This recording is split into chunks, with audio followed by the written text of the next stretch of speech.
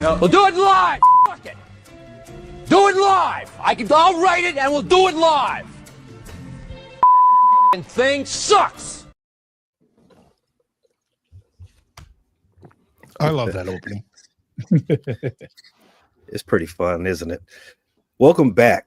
Special edition of the NFC Roundtable, aptly titled, Who Will Be King? I say that because happy birthday to the king himself, Martin Luther King Jr. I don't know if it's a coincidence or not, guys, but leading up this episode, I had a dream. Oh, wow. I had a dream that the Packers started their playoff game off with a turnover before the offense even took the field. Wow. Woke up and that wasn't a dream. It was reality. Best type of day you could possibly have on a Sunday. Wow. Foster, I don't think I'm putting anybody out when I say this, the star of the Bleachers and Speakers and the one on this panel who hates the Packers the most. I'm going to ask you first. What was your thoughts of that wild card matchup between the Eagles and the Green Bay Packers? You talking about me? I hate the Packers the most? Yes, you, Foster, you. I mean, I made my statement going into this that I would prefer they win regardless of whatever, how bad that sounds. And I had never at any point, like you said, they fumbled on the kickoff. He got destroyed. But level. But it just never felt like they were in that game. I just feel like they were it was just an uphill battle from the very beginning, to be honest. Darn the bad luck for them. Yeah. I mean, it's. I certainly don't have high hopes for them, but they were definitely would have been an easier opponent moving forward if we had to face them at some point. Ah, I see. You wanted ease of win versus the challenge that's coming up this weekend. It's far from, it's been far from easy thus far. So yeah, well, why not? I thought it was hilarious. That's anytime Green Bay gets stomped like that, it warms my heart, and it warmed my heart, early this weekend. So it was great.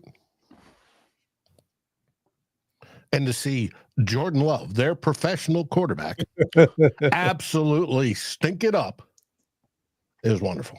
We haven't quoted that in some time. Yeah, it's been a while since we had to say that one. So for those that didn't watch the game for some odd reason, the Philadelphia Eagles didn't even need the well-read AJ Brown, their number one receiver. They didn't need him at all this game as they demolished the Packers 22-10. Started the game off like we said with a turnover. So the Eagles had the ball first to begin the game and to begin in the second half. Dave, I like where you was going with that. That professional quarterback for the Packers, Mr. Jordan Love. Is this game reflective of the type of quarterback he is, or is this just one of those bogus showings? Well, Packers fans will tell you it's just one of those one-offs, and that everybody got injured and they didn't have their starters and wah, wah, wah, wah, wah. I think it shows who he is. He has good games and he has bad games. And this was a bad game. And I don't think he's the be-all, end-all that Packers fans thinks he is. I think Favre and Rodgers were better. And, hey, it is what it is. I look forward to playing Mr. Love next year and sweeping him again. You said Favre and who else was better? Rodgers. Oh, well, Rodgers, yeah, I agree. Favre, I think he might be, they might be a little bit, they might be related based on the way they play football. Well, you can see bits of Favre and Rodgers and how Love plays. But I don't think Love was that good. I think they overpaid him. They jumped on because that's all they had. Mhm. And now they're regretting it. You know, he had what, 8 good games? And then this year, how many good games did he have? He had some, but you know, Some might be a stretch. He had a few. they won 11, so that's respectable. Shout out to Josh Jacobs. So I got a couple of stats here, Joe, and I will and I want you to tell me which one is the most eye-catching. Speaking about Jordan Love, no one has more multi-interception games than the professional quarterback Jordan Love since the start of last season. That number is 7. And the other stat I have for you today, Jordan Love's stats on true dropbacks this season. A true dropback is a dropback that does not include play action, run RPO, screen pass attempt, just drop back and throw the ball. These are his stats on just a traditional dropback.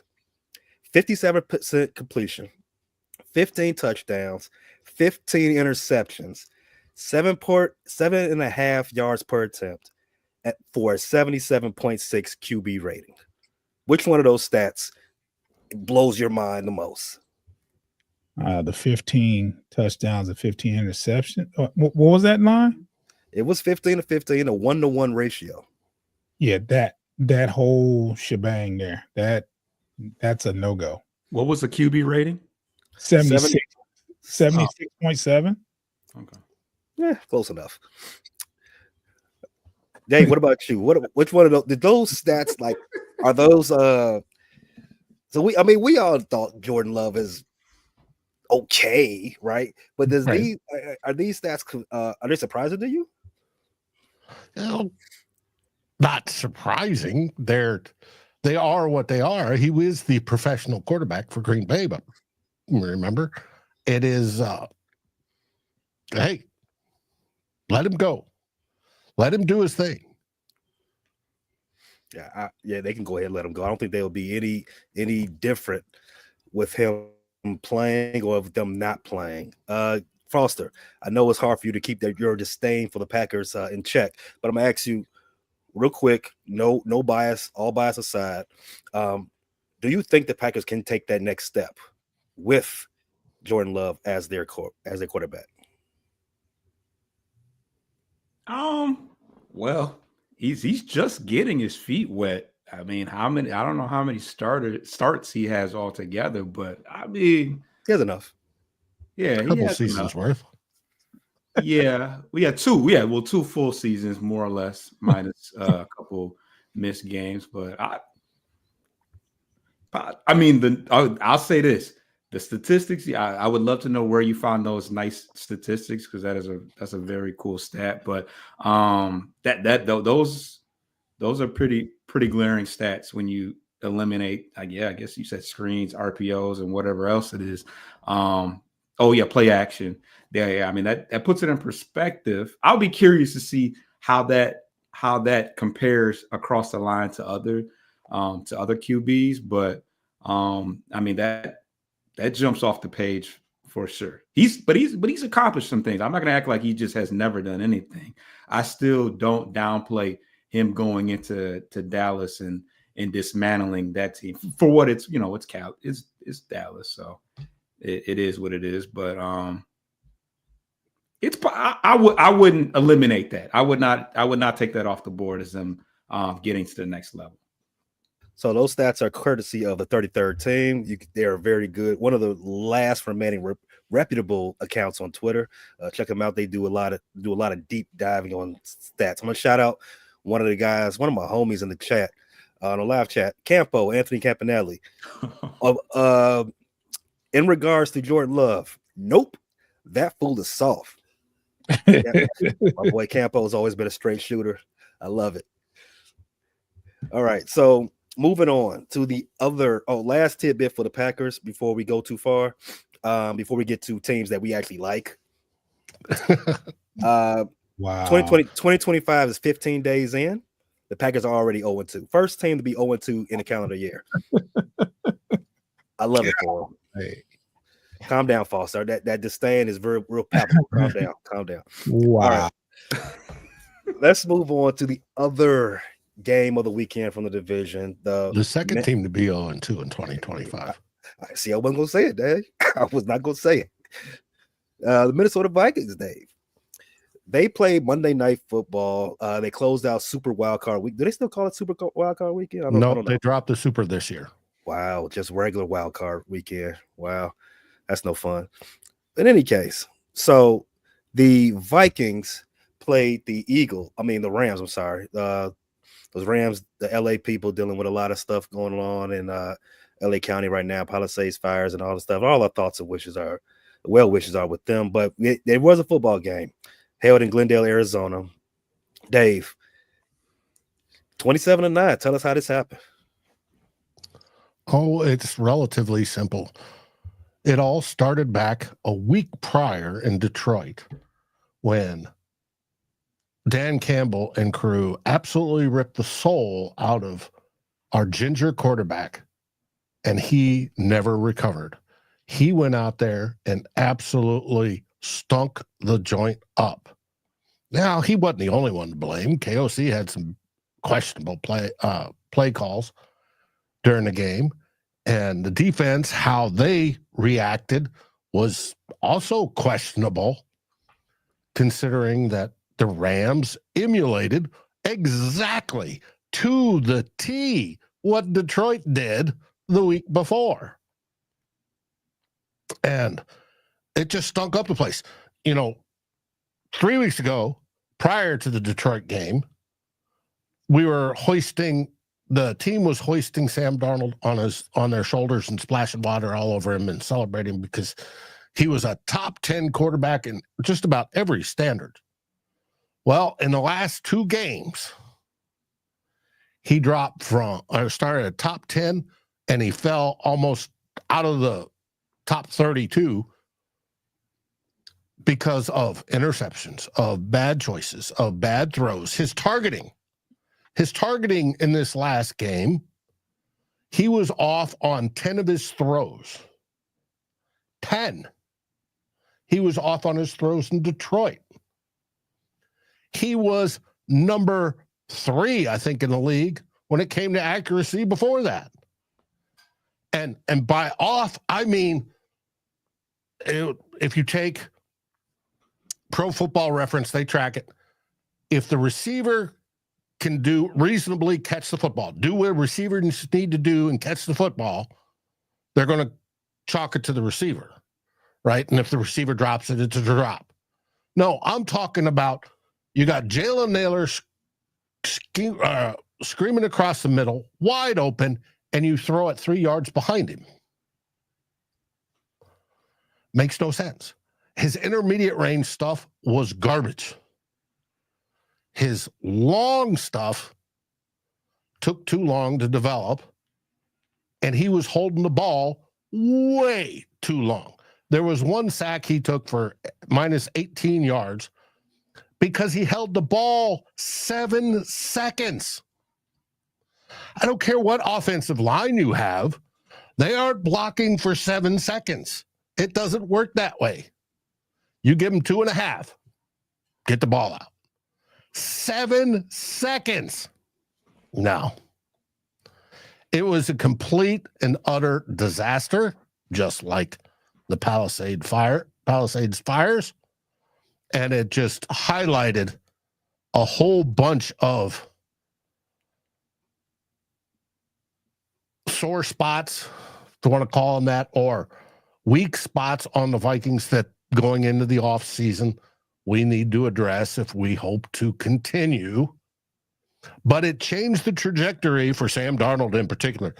When he's dropping back and trying to throw deep and long, and I don't know if he was seeing ghosts or dollar bills evaporate in front of his eyes or whatever it is, it cost him tens of millions of dollars these last 2 weeks. Could it be he couldn't take the pressure? I don't know. Possibly. But that's the whole purpose of KOC and the kumbaya, we love you, you can do great sort of thing. But it was not a good performance by the Minnesota Vikings across the board. But hey, do we So outside of the Vikings from this game, the Los Angeles Rams, the game, as I said, the game was played in Glendale, Arizona. Shout out to Arizona Cardinals for being a great host. Always a great host for lots of big events in that city. And on a short timeline, they did tremendous. Very, very much so. So, do we think it's more so the Vikings lost this game, or the Rams just got their number? Well, both. The teams, there's only two teams the Vikings lost to this year. Oh, yeah. Detroit and the Rams, period. Twice each. Back to back both times. Yep. And it's here Merlin getting all upset over it.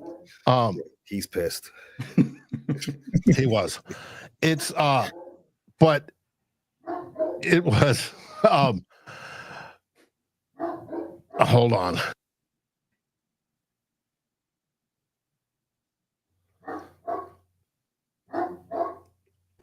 So, as you can see, Merlin is not happy about you recapping this terrible Monday you had. No, but I do like that you brought up that these excessive losses came to the same teams. What was it, week 8 and week 9, and week 18, and the this past game. But it's older, more seasoned quarterbacks who know what they're looking for against the blitz, right? Being Stafford or Goff.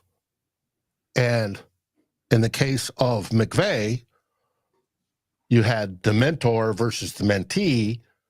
And generally, when that sort of situation works out, I think the record is 11-2 that the mentor wins. And he knew where to press against O'Connell.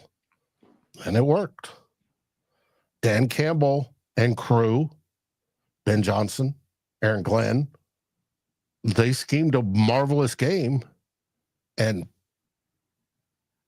not Dave, but the other Shula, the grandson, absolutely mirrored what Aaron Glenn did. Shut down JJ, Justin Jefferson, with a double coverage. And it was what it was. The KOC didn't have an answer, which bothers me. Why didn't he have an answer? He should have, but he supposedly did on some parts.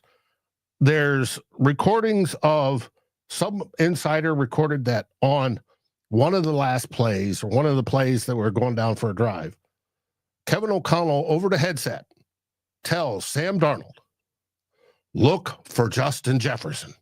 If Justin Jefferson is not open, look to Jordan Addison. Really, if that's not there either, throw the ball away. Well, he took a sack, lost 12, 15 yards or whatever, and it became 4th and 21, and we punted. It was the play right before we got to 4th and 21. And it was just, I don't know if the big lights scared Darnold, possibly, but the age and experience of McVay and crew just dissected KOC and B-Flow. And the blueprint was done the week before. It's a copycat league. You figure out a way to beat the Vikings, and that was the only way to beat the Vikings this year. You do it. They say ghosts of Christmas past. Maybe Christmas was a little delayed in the Darnold household, and he had those ghosts from New York past revisit him again. We're going to preview. I know we just did 2 reviews. We actually got a game to preview, the last game of the division. Maybe the Lions can bring our hopes, bring our spirits up. We're going to do that on the other side of this break. If you're watching live, you know what to do. Just stay tuned. We'll be right back. If you're listening on audio, listen to our advertisers. They make it so that we can continue doing this, and so I don't have to ask you for money straight up, and so I don't have to open up an OnlyFans account. You all don't want that, right? So go ahead, Go ahead and stay put. We'll be right back on the opposite side of these messages.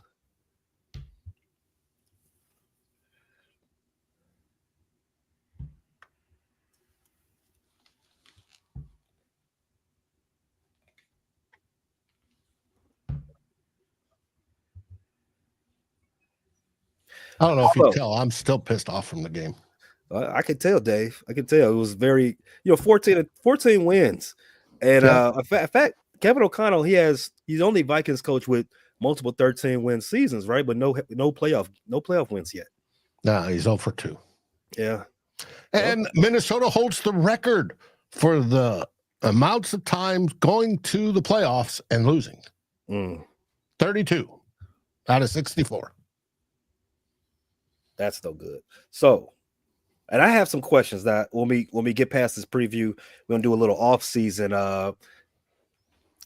taste, I guess. I asked some questions about Mr. Darnold and KLC, as a matter of fact. So before we get there, my guys, bleachers and speakers, you guys, you had the number 1 seed. You are hosting those DC Commanders, the team that aided in ruining my team's season. Tell me, how are you going to ruin their season? When I think about two things that we must see going into the game, number one is establishing the run. This is a team. The Commanders is a team that is very susceptible to the run. They're a team that likes to get after the quarterback. So establishing the run is not only going to slow down the pass rush of Frankie Louvu and Dante Fowler, but it's also going to loosen up that secondary who was pretty stout. They went out and got Lattimore. Yes, Marshawn Lattimore to strengthen the secondary. So yeah, I think that if we can establish the run, control the time of possession, keep Mr. Daniels off the field, who is not playing like a rookie, he's playing like a veteran quarterback out there. But the other thing is keeping him contained in that pocket. The Commanders are 10th in the league in sacks allowed. So it's been shown that if you can keep him confined within the box, they will give up some sacks. But if he can get outside and create some opportunities, I mean, he's second in the league in rushing yards as far as quarterbacks is concerned to only Lamar Jackson. And when he can get the ball to Terry McLaurin and Zach Ertz, they can be a problem in that regard as well.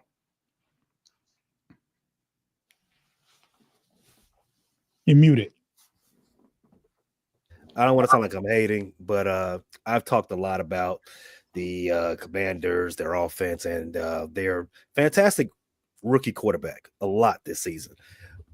And because, they obviously he was drafted number 2 behind Chicago Bears quarterback, so they're wed. Their careers are going to be wed for as long as they're going to play in this league. To me, Jaden Daniels is not that hard to defend. 80% of the time, if he's going to run the ball, he's going to the right? He's a right-handed quarterback. I mean, that's what they do. Cliff Kingsbury, for all the innovative things he is known to do with offenses, he did a lot of things. He did a lot of great things with Texas Tech. He did some fantastic things with USC. Not so much with Arizona when he came to the pros, but he can do some things. But in DC with Jaden Daniels, that offense looks kind of reductive to me. It's a lot of RPO, a lot of passing the ball to the running back, passing the ball to tight ends, screens, stuff like that. Stuff that you see from high school offenses. Maybe I'm wrong. June, is that what you see when you've watched this team this year? Pretty much. I see a lot of RPO. I see a lot of Jaden making a lot of plays with his legs. and getting outside and making passes downfield. Nothing that we haven't we haven't seen before. So I don't think they have like this prolific offense. I think they have some good moving parts, but nothing that we haven't seen before. Yeah, I think I liken it to when the Wildcat took the league by storm, right? It's not something that that pro football players hasn't seen before. It was just something that you don't expect to see, right? Like, so I got to teach these guys, these multimillionaire football players, the highest of their profession. I got to teach them how to defend something that, you teach Pop Warner, that single wing stuff that the Wildcat was doing. And that's kind of where I see the Washington to the Commanders offense. I don't think it's something that's too difficult for Aaron Glenn and his boys to go in there. Well, not go in there because you guys gonna be a home team. I don't think it's too difficult for Aaron Glenn and his troops to snuff out. I think you guys fly to the ball very disciplined. You all swarm the ball very much, and that's what you got to do with the Commanders. When Jaden Daniels decides he wants to tuck in and run, everybody got to come with the hat. Everybody got to come with the hat and put it on them. No diddy. So that's one facet of the game. Two, you got to knock the ball out of Brian Thomas' hands. They're running back. They're physical running back. They have two. Austin Eckler, what's left of Austin Eckler, and Brian Thomas. Brian Thomas, he will put not Brian. I keep calling Robinson. Brian Robinson, right? He will put the ball in the paint on the grass. He's known to do that. He's very physical, but if you stand him up, he'll put that ball down.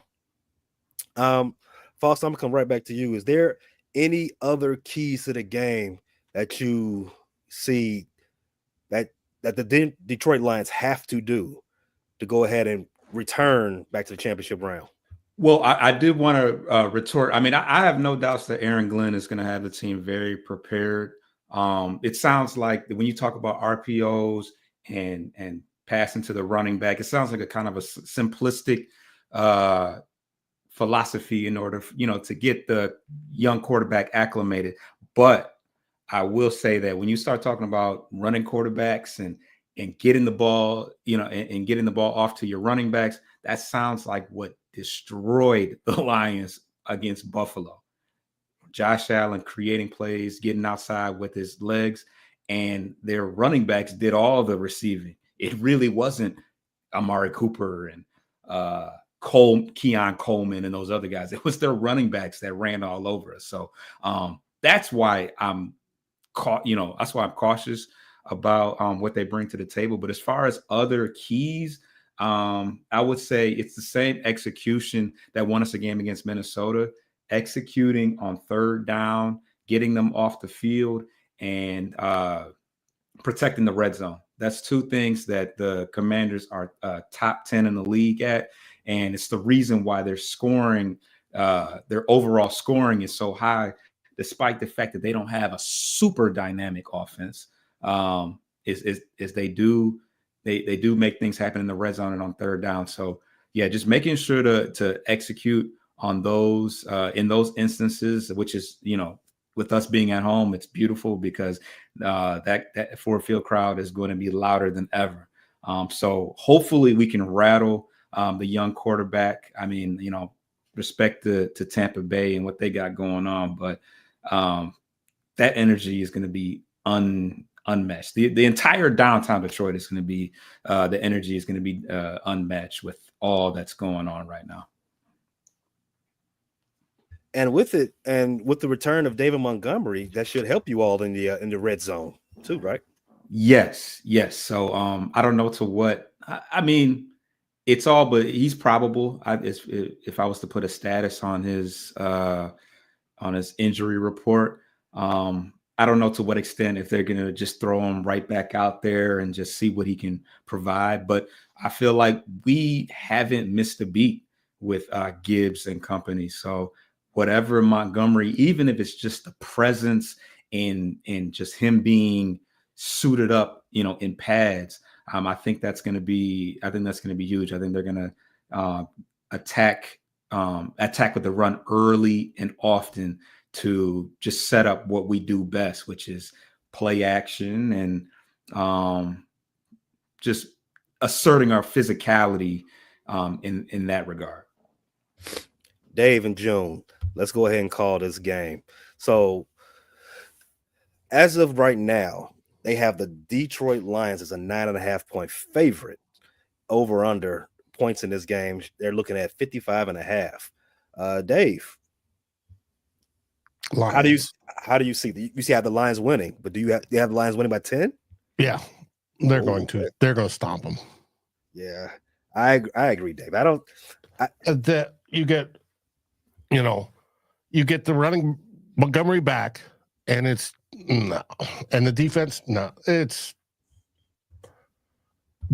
Washington's going, yeah, hey, we glad we made it this far. This our first year with our rookie quarterback. Yay, hang the banner, and Detroit's going to stomp them.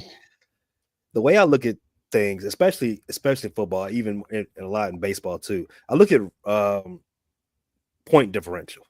Detroit's point differential is just so ahead, head and shoulders above most teams in the league. I just can't see that this game doesn't continue in that same vein. Detroit, what did they finish with? Like 165, something like that? From the 190? Top of my head, I think it was over 200. But I'll give you that number in a second. But Dave Campbell's got these guys. They are tuned, right? They all know their roles. They all know what to do. And they're all very, very much determined in proving something every single week. I do also agree with you, Dave. I got the Lions winning by 10. The total, I'm a little skittish on that. I'm a little skittish on that 56 points. But yeah, I got the Lions covering. June, what about you? I got the Lions winning 31-17. I think we established the run, and we established the run early, and I think they wound up playing catch-up ball most of the game. That's what I hope for, and that's what I believe that would happen. I think as long as we don't turn the ball over and we can establish the run, I see the Lions winning this 31-17. I like it. The point differential was plus 222. Yeah, I just saw that. Which has got to be close to a record.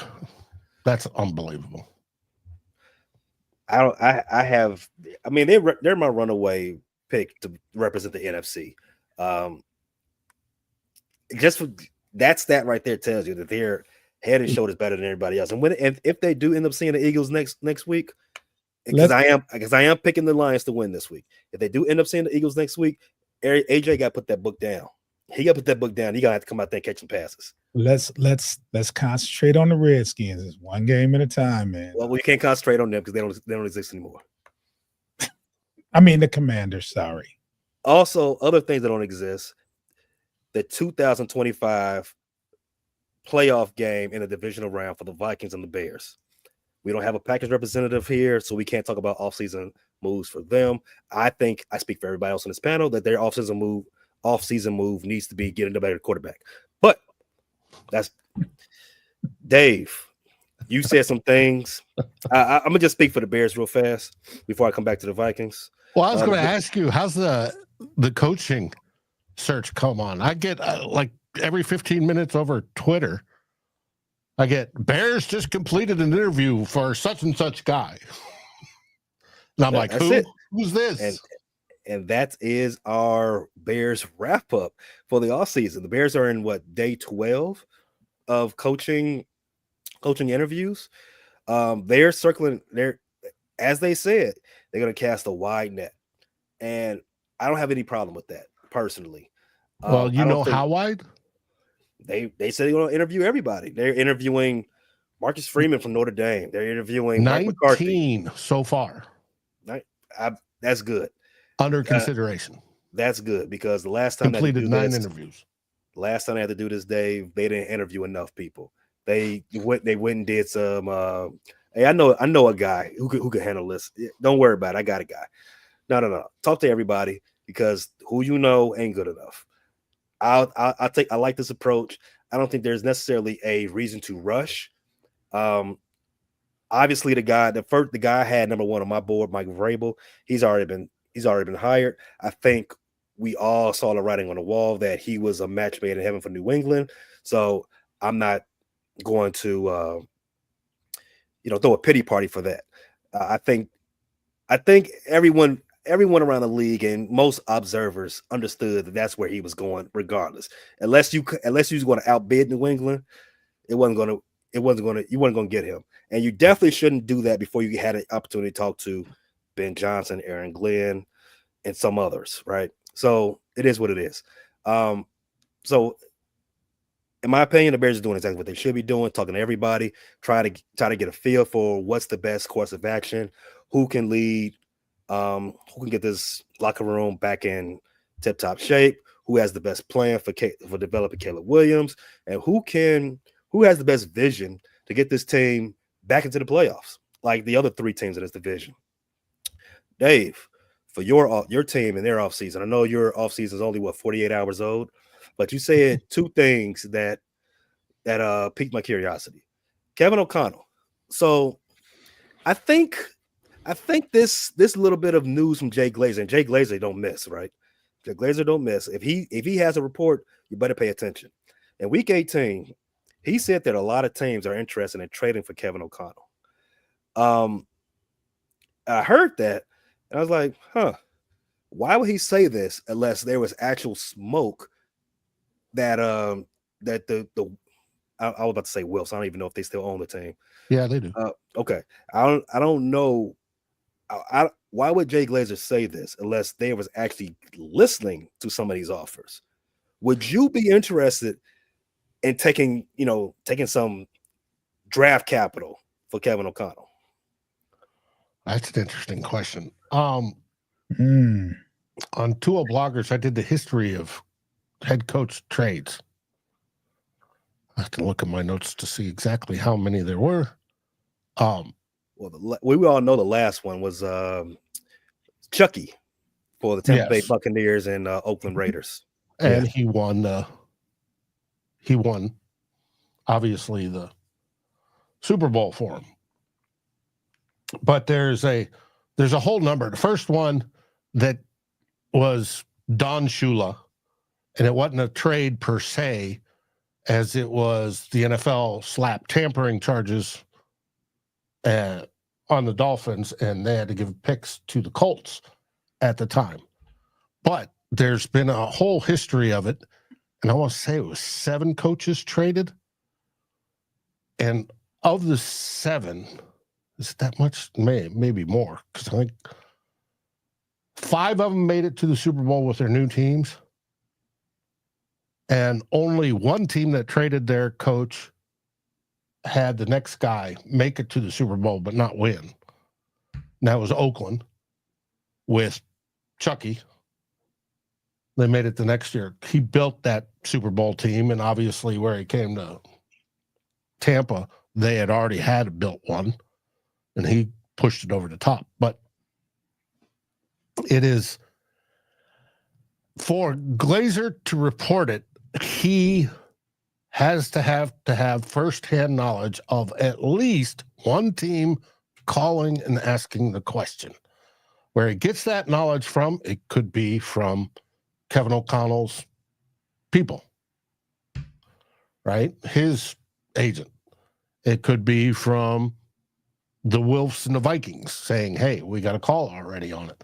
It could be from said team. Say Chicago says, hey, we called and asked if we could trade for him. But there obviously is at least one team that wishes to trade for him, and there's a reason for it. He develops quarterbacks. He gets more out of quarterbacks than virtually most of the coaches out there today. Obviously, he did with Sam Darnold this year. We won 14 games before Sam Darnold broke down here against Detroit. And thank you, Detroit. But it is possible that there are teams looking to trade for KOC. Now, it's going to be up to the Wolves whether they select and say, okay, because Kevin's already said he wants to stay here and continue, the growth. He's due for an extension. He will get an extension. Like you said, first quarterback in Minnesota Vikings history to win 13 games twice in the first 3 years of his time with Minnesota. In his 3 years, he's got a higher winning percentage than any coach in Minnesota Vikings history, and that includes the great Bud Grant. You got to give him an extension, even if he, lost 2 playoff games. So that's one of the questions I know burning, because I think there might be some a little bit of discontent. There might be some discontent. I don't know. Well, there might be some discontent. There's the play calling there in the last 2 games that has come into question. And before, some clock management, but the play calling of why he goes consistently for the deep shots. He believes in high value, high distance efficiency game plan. He wants to throw the ball. Doesn't believe in the run hardly at all. He wants to throw deep all the time. Now, if you've got a quarterback that can do that, great. And Sam Darnold, for the most part this year, could do that. Sam Darnold's problem is intermediate range. But he wants to develop people. Now, he needs to grow and get through I got to beat the McVay types and be able to win those really big games when it counts. So there has been some calls for his head, but hey, everybody's calling for everybody's head. The Steelers, everybody wants Tomlin fired. Ooh, so I can't wait to talk about that on Friday. But not everybody wants KOC fired, and he's not going to get fired. I doubt he gets traded as well. Like I said, he's going to get an extension. Now, is he going to get the $20 million a year like Andy Reid? Nope, not now. But he's going to get an extension. Same with Kwesi Adolfo-Mensah, our GM. I think the segue and the word extension in Minnesota is definitely not necessarily with Kevin O'Connell, but more so Sam Darnold, right? So I'm gonna go around the room.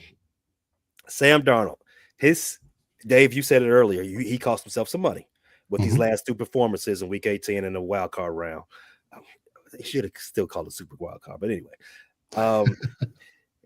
I am of the opinion that 1 game, not even 2 games, even on a big stage, doesn't really destroy your earning potential. It's more so the long season. More so what you do over the long haul. And this is a desperate league. Everybody's trying to fix that one spot. So with that being said, Sam Darnold, he threw for 4,319 yards on the season, 35 touchdowns, 12 interceptions. Go around the room. June, if Sam Darnold's not back in Minnesota next year, where do you see him playing? Couple of teams that'll definitely pay for him. I'm not sure. Maybe the Raiders, maybe Cleveland. Those Pittsburgh.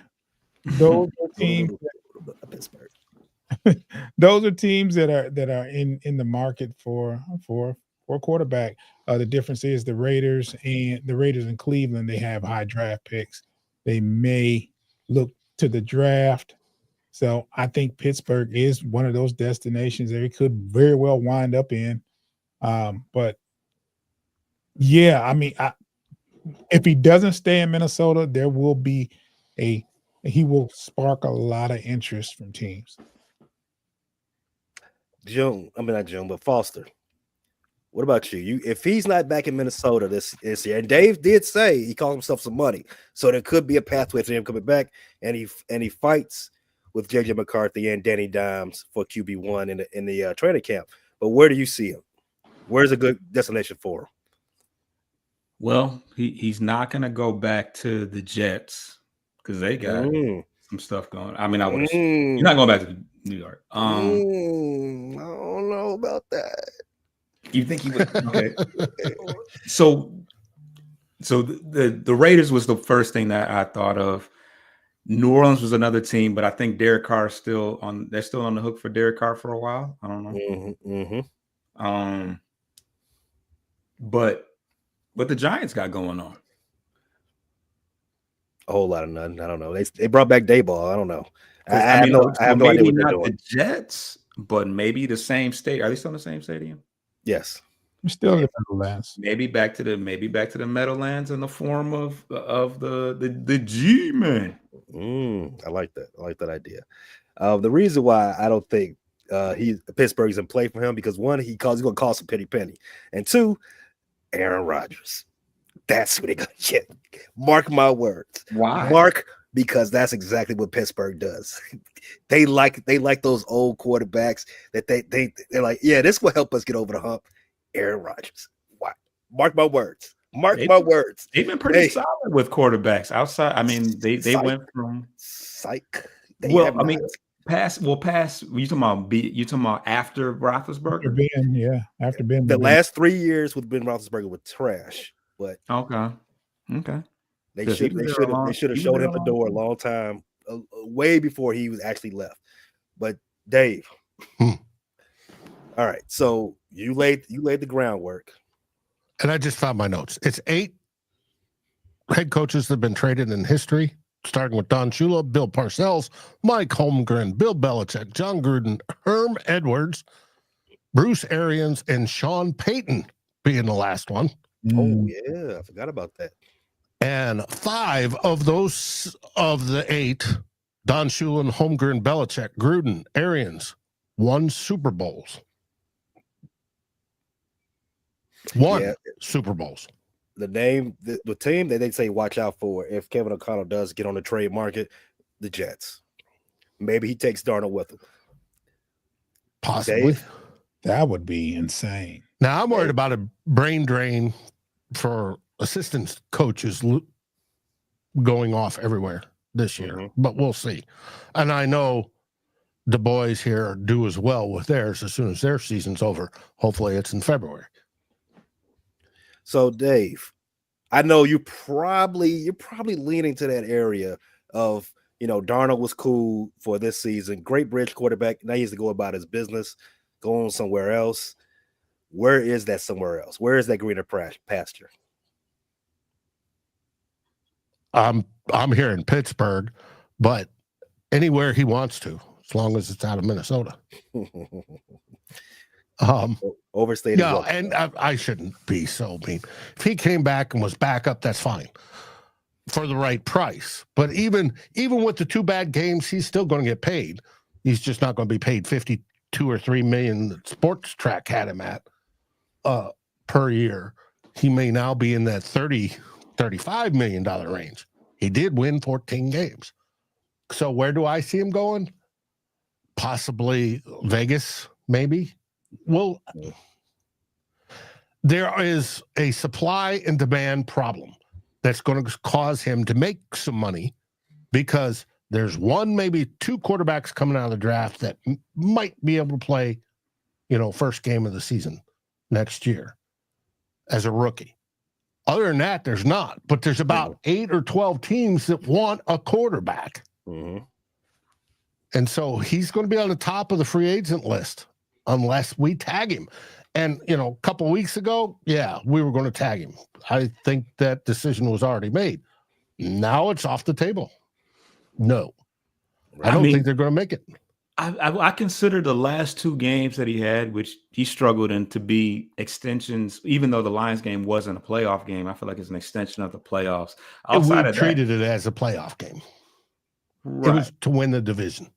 So right. So I mean, he's an outstanding bridge quarterback. Obviously, not the guy that's going to take you to the next level. But I mean, McCarthy, are you guys just all in on that? I mean, this dude threw a couple passes in the preseason before he got hurt. Like, I don't know. Yeah, quarter, a third of a game is what he played.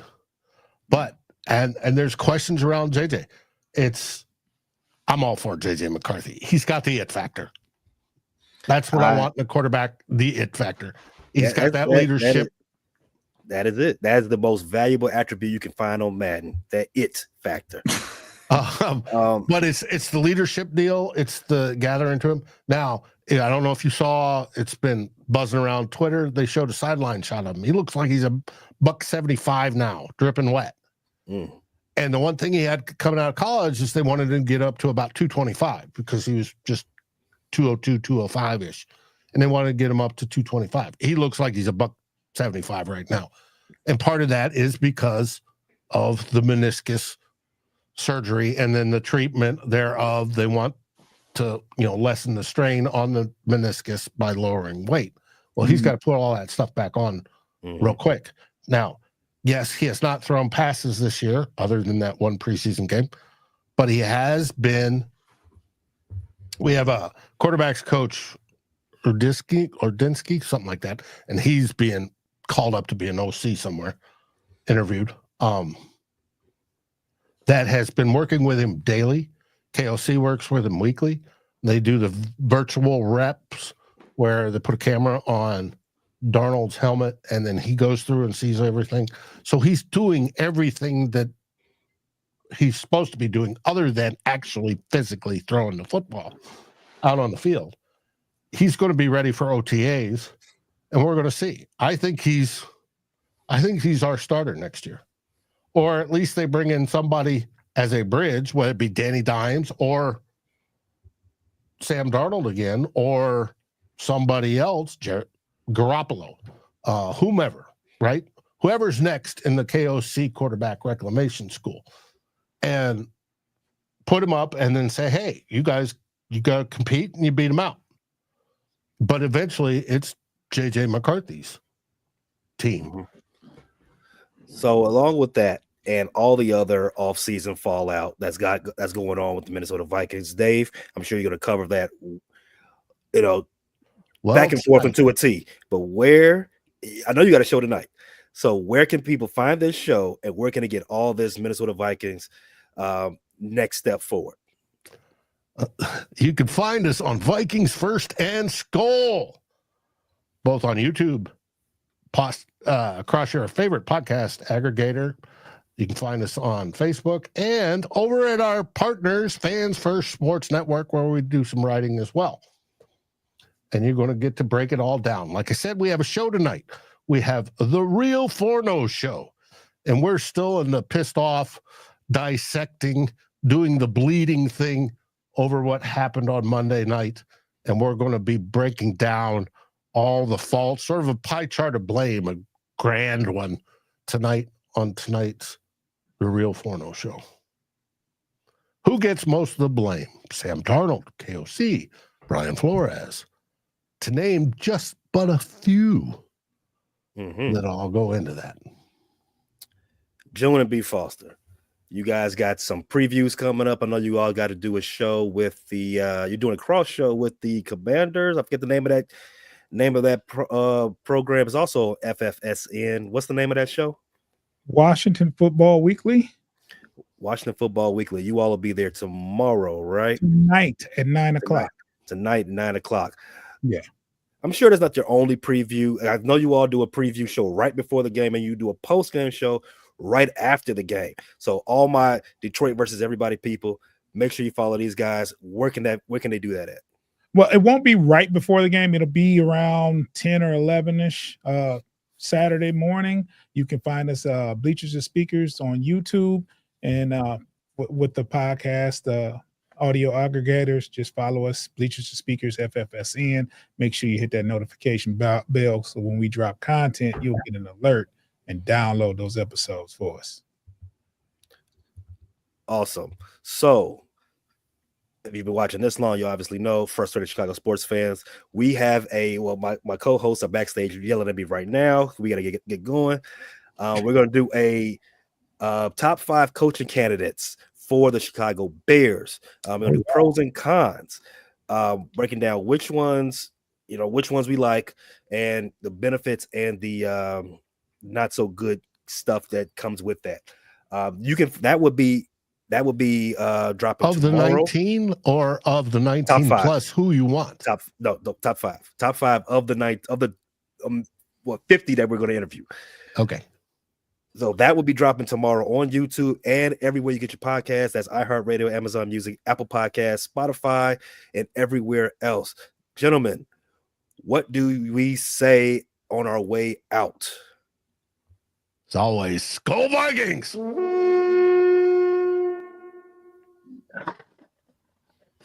is that? It was bad. Whatever it was. It wasn't even a toilet flush. Don't do us like that. That's a little better. I'll take that. But signing off for one of the undefeated teams in the 2025 calendar, your Chicago Bears. The Bears. Next week we will be on Bleachers and Speakers. Make sure you follow them. You all have a good evening. Thanks for listening to this latest edition from the Frustrated Chicago Sports Fan channel. Whether you listen to this on Apple Podcasts or Spotify or watching on YouTube, make sure you like, subscribe, share with a friend, and hit the notification bell so you never miss a drop. And all my homies from Chicago, we say 3 things: bear down, go Cubs go, and sell the team, Jerry.